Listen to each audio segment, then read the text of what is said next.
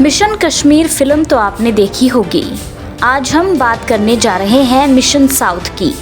ये कोई फिल्म नहीं बल्कि केंद्रीय गृह मंत्री अमित शाह का मिशन साउथ है। 2017 में अमित शाह ने पार्टी नेताओं को एक मिशन साउथ का खाका दिया। इसका उद्देश्य 5 राज्यों आंध्र प्रदेश, तेलंगाना, तमिलनाडु, केरल और कर्नाटक में अस्थिर राजनीतिक स्थिति को संभावित पुनः गठबंधन का लाभ उठाना है।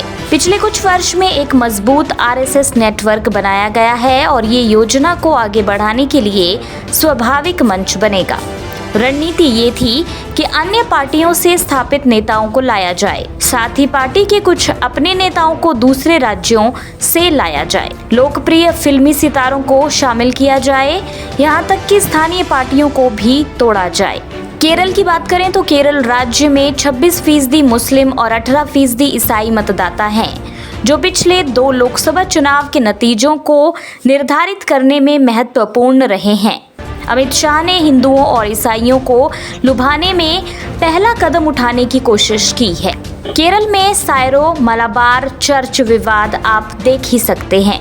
2015 में रिचर्ड हे भाजपा में शामिल हो गए और उन्हें 16वीं लोकसभा में एंग्लो इंडियन समुदाय का प्रतिनिधित्व करने वाले 2 नियुक्त सदस्यों में से एक के रूप में नियुक्त किया गया। 2016 में मलयालम सुपरस्टार सुरेश गोपी को राज्यसभा के लिए नामांकित किया गया था और वो उसी वर्ष बाद में भाजपा में शामिल हो गए। 2017 में नौकरशाह से नेता बने केजे अल्फोंस केंद्रीय मंत्री बनने वाले केरल से पहले भाजपा नेता बने। मई 2017 में प्रदेश बीजेपी प्रवक्ता जॉर्ज कुरियन को राष्ट्रीय अल्पसंख्यक आयोग का उपाध्यक्ष बनाया गया। अप्रैल 2023 में अनुभवी कांग्रेस नेता ए.के. एंटनी के बेटे अनिल के. एंटनी भाजपा में शामिल हो गए। अनिल के. एंटनी पथानाम मथिट्टा लोकसभा क्षेत्र से चुनाव लड़ रहे हैं। जनवरी 2024 में केरल के पीसी जॉर्ज ने लोकसभा चुनाव से पहले अपनी पार्टी का भाजपा में विलय कर दिया। मार्च 2024 में एस रामदास के नेतृत्व वाली पट्टाली मक्कल काची पीएमके एनडीए गठबंधन में शामिल हो गई। लोकसभा चुनाव में बीजेपी ने पीएमके को 10 सीटें दी हैं। टीटीवी दिनाकरन के नेतृत्व वाला एनडीए गठबंधन सहयोगी अम्मा मक्कल मुनेत्र कजगम यानी एएमएमके तमिलनाडु में भाजपा के साथ सीट बंटवारे के समझौते के तहत 2 लोकसभा सीटों पर चुनाव लड़ रहा है। मार्च 2024 में अमित शाह के भव्य दृष्टिकोण के तहत भाजपा ने एन चंद्रबाबू नायडू की party Telugu Desam party TDP और पवन कल्याण के नेतृत्व वाली जनसेना पार्टी जेएसपी के साथ गठबंधन करने का फैसला किया। भाजपा ने 6 लोकसभा और 10 विधानसभा सीटों पर चुनाव लड़ने का फैसला किया, जबकि टीडीपी 17 संसदीय और 144 राज्य सीटों पर चुनाव लड़ेगी। ऐसा लोकसभा के साथ साथ विधानसभा चुनाव में पार्टी को बढ़ावा देने के लिए किया गया था। हाल के वर्ष में तेलंगाना में भाजपा का उदय उल्लेखनीय रहा है।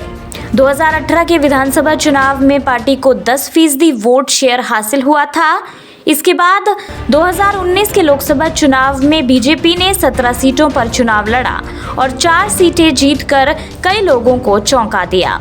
दिसंबर 2023 के विधानसभा चुनाव में भाजपा ने 14% वोट शेयर हासिल किया और 8 सीटें जीती। लोकसभा चुनाव के लिए अमित शाह ने राज्य में उम्मीदवारों की शीघ्र घोषणा करके एक रणनीति बनाई, जिससे कई विकास कार्यों, कल्याणकारी योजनाओं और पीएम मोदी की स्वच्छ छवि पर प्राथमिक ध्यान देने के साथ प्रचार के लिए पर्याप्त समय मिल सके। तेलंगाना में बीआरएस को हाल के दिनों में कई असफलताओं का सामना करना पड़ा है।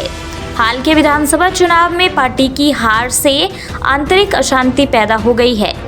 प्रमुख नेताओं और सदस्यों के कांग्रेस और भाजपा में शामिल होने की अफवाह है।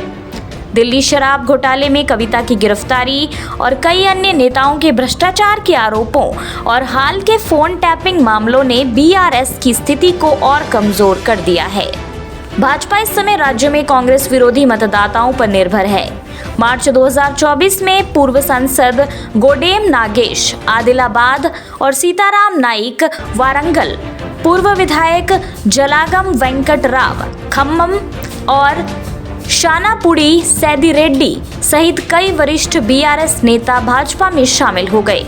केंद्रीय मंत्री अमित शाह ने जेडीएस के साथ गठबंधन करने का फैसला किया। पुराने मैसूर क्षेत्र में जेडीएस का गढ़ है। पार्टी उत्तरी कर्नाटक के जिलों में महत्वपूर्ण उपस्थिति का दावा करती है, जिसने अतीत में कई विधानसभा सीटें हासिल की हैं। भाजपा उम्मीद कर रही है कि वो जेडीएस नियंत्रित क्षेत्रों में अपने नुकसान को रोकने में सक्षम होगी और अंततः वो अपने लिए वही मतदाता आधार हासिल करने में सक्षम होगी। इससे वोक्कालिगा मतदाताओं को भाजपा के पक्ष में एकजुट करने में भी मदद मिलेगी।